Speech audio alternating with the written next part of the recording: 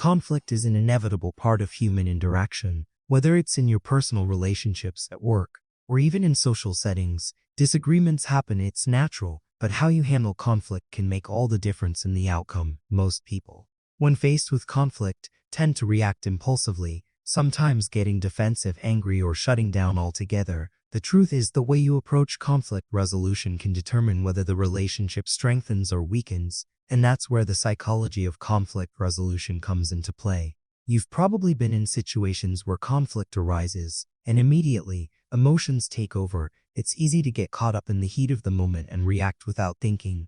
But did you know that the way you respond to conflict has a lot to do with your emotional triggers and how you've learned to handle conflict in the past? Our brains are wired to protect us from harm, so when we perceive a threat, whether physical or emotional, our fight or flight response is triggered. This means that our instinct is often to either fight back or withdraw, both of which can escalate a situation rather than resolve it. Understanding the psychology behind conflict resolution means recognizing these emotional triggers and learning how to manage them. When conflict arises, it's crucial to take a moment to pause and reflect on your emotional state before reacting, instead of jumping into the confrontation right away. Give yourself a brief mental break. This allows your brain to shift from emotional reactive thinking to more logical, solution-oriented thinking, and helps you to approach the situation with a clearer mind. You have the ability to control how you respond, even when the situation feels overwhelming. Another key element in conflict resolution is understanding the difference between positions and interests. Often when we're in the middle of a conflict, we focus on the positions we hold, the things we want to achieve, or what we believe is right. But what really matters, what can make a big difference, is understanding the underlying interests behind those positions. These interests are the deeper needs and concerns that drive the positions we take. For example, if someone argues with you about money, their position might be, I want to spend this amount. But their interest might be the need for security or peace of mind. By identifying the underlying interests, you can address the real issues at hand, rather than just defending your own position. Effective conflict resolution is about listening. And really listening, it's about hearing the other person's perspective without judgment, without preparing your rebuttal while they speak. When you listen with empathy, you open the door to better understanding, and when both parties feel understood, the conflict becomes less about winning or losing and more about finding a resolution that satisfies everyone.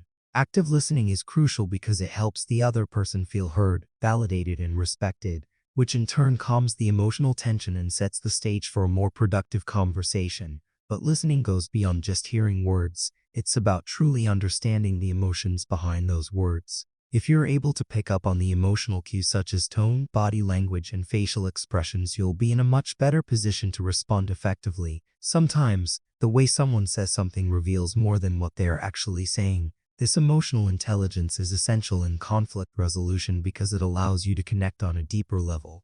Respond with empathy and avoid unnecessary escalation. Once you've had the chance to listen and understand the other person's point of view, the next step is to communicate your own perspective.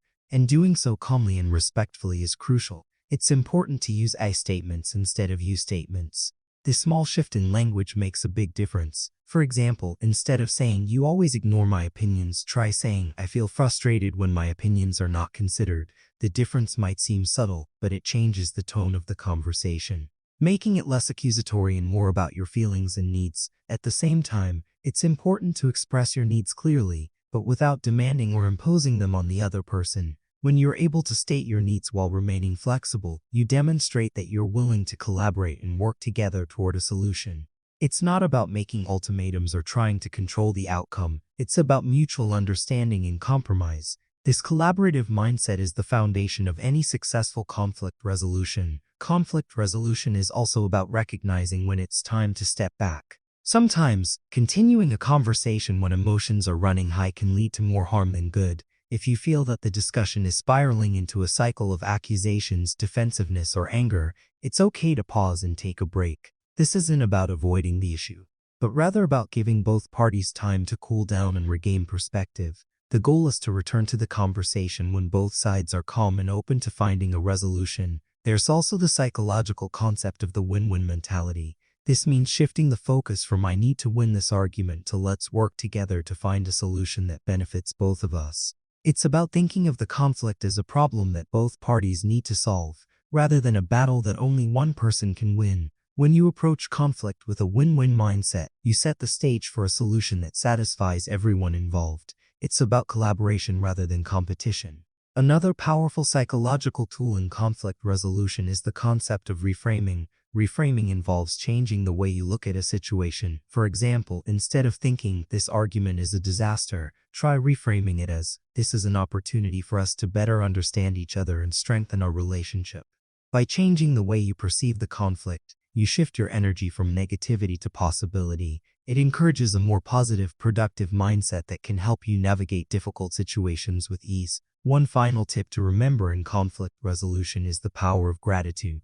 When you express appreciation for the other person's willingness to engage in the conversation or for their perspective, it creates an atmosphere of mutual respect. Gratitude can diffuse tension and transform a potentially hostile situation into a collaborative one. It shows that you value the other person and that you're committed to finding a solution together. Conflict resolution isn't always easy, but with the right psychological tools and mindset, it's possible to turn any disagreement into an opportunity for growth. By listening actively, communicating clearly, and focusing on solutions, you can navigate even the most challenging conversations with confidence. Ultimately, the goal is to strengthen relationships, deepen understanding, and find common ground. It's not about being right. It's about creating harmony and finding a way forward together. So the next time you face a conflict, remember that you have the tools to handle it with grace and understanding. Don't forget to subscribe, like, share, because you will learn a ton of information in the next video.